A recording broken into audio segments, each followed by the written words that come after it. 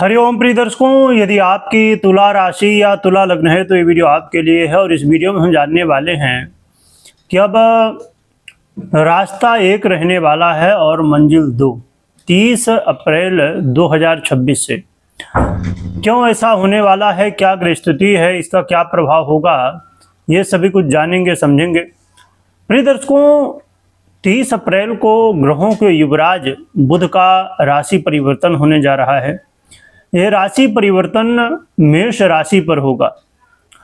इसे एक दृष्टिकोण से देखा जाए तो बहुत श्रेष्ठ भी है और एक दृष्टिकोण से देखा जाए तो बहुत अच्छा भी नहीं कहा जाएगा। ऐसा क्यों है ये समझते हैं। क्योंकि अभी बुध का गोचर चल रहा था मीन राशि के अंतर्गत, जो कि सबसे बुरा फल जो देते हैं बुध, वो मीन राशि में ही दिया करते हैं ज़्यादातर।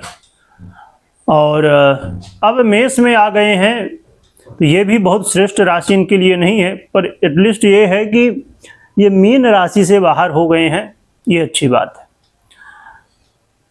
रही बात कि रास्ता एक है और मंजिल दो, ये क्यों?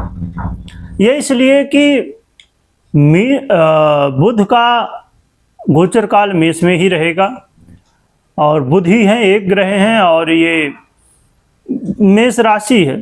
परंतु यहाँ रिजल्ट दो तरह के देखने को मिलेंगे, क्योंकि कुछ ऐसी ग्रहस्थितियाँ भी हैं, आगे चल के योग संयोग भी ऐसे कुछ बनेंगे इसमें, जिसकी वजह से बुध के कुछ पॉजिटिव प्रभाव भी मिलेंगे, कुछ नेगेटिव प्रभाव भी मिलेंगे। क्या कैसा प्रभाव मिलेगा आइए जान लेते हैं। बुध का ये गोचर काल आपके लिए आपके व्यापार में वृद्धि कारक बनेगा, आपके व्यापार में उन्नति प्रगति ये ला सकते हैं। और बुध को आप जानते ही होंगे कि मुख्य रूप से इनके जो कारक तत्व हैं वो व्यापार, वाणी, कम्युनिकेशन स्किल, बैंकिंग सेक्टर इत्यादि, शेयर मार्केट हो या ये सभी जितने भी बौद्धिक कार्य हैं। तो बुध आपके व्यापार में उन्नति प्रगति लाएंगे। व्यापार में आपने जो लगातार मेहनत की है अभी तक, उसका रिजल्ट अब मिलना शुरू हो जाएगा। और ये समय आपके मैरिज लाइफ के लिए भी श्रेष्ठ समय कहा जा सकता है, जिसमें आपस में चल रहे वाद विवाद दूर होंगे और आपस में सुलह होगी, एक दूसरे की बातों को समझ पाएंगे, जो अभी कन्फ्यूजन था वो दूर हो पाएगा।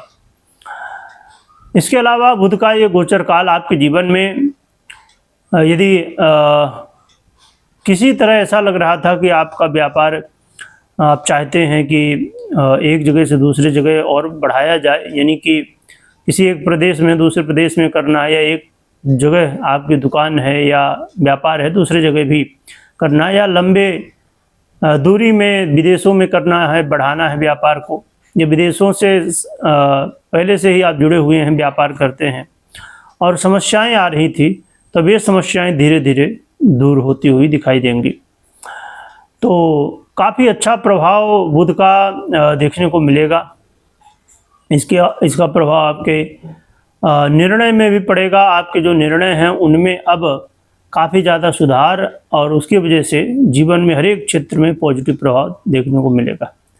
परंतु यहाँ पर कुछ सावधानियाँ भी रखनी होगी कि आपको व्यापार में हो या आप मैरिज लाइफ में हो, आपको किसी भी तरह शंका नहीं करनी है या किसी भी तरह ऐसा नहीं कि हम ही श्रेष्ठ हैं, अपने आप को ही सब कुछ माने। सबको लेके चलना ही आपके लिए ठीक रहेगा।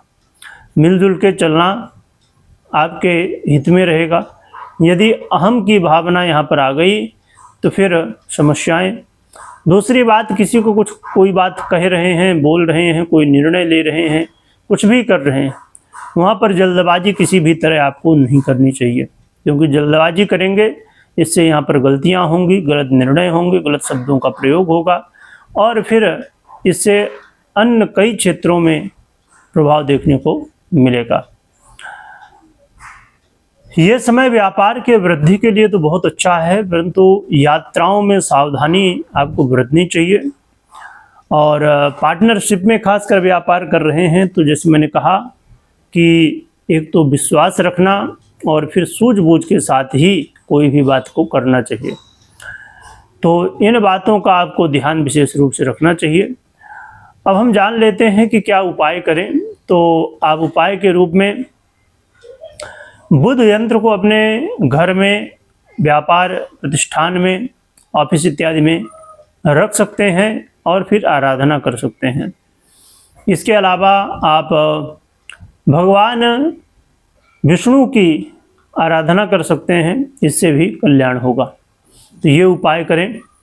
बाकी आपको कोई भी निर्णय लेना हो तो अपनी पर्सनल कुंडली विश्लेषण के बाद ही निर्णय लीजिए।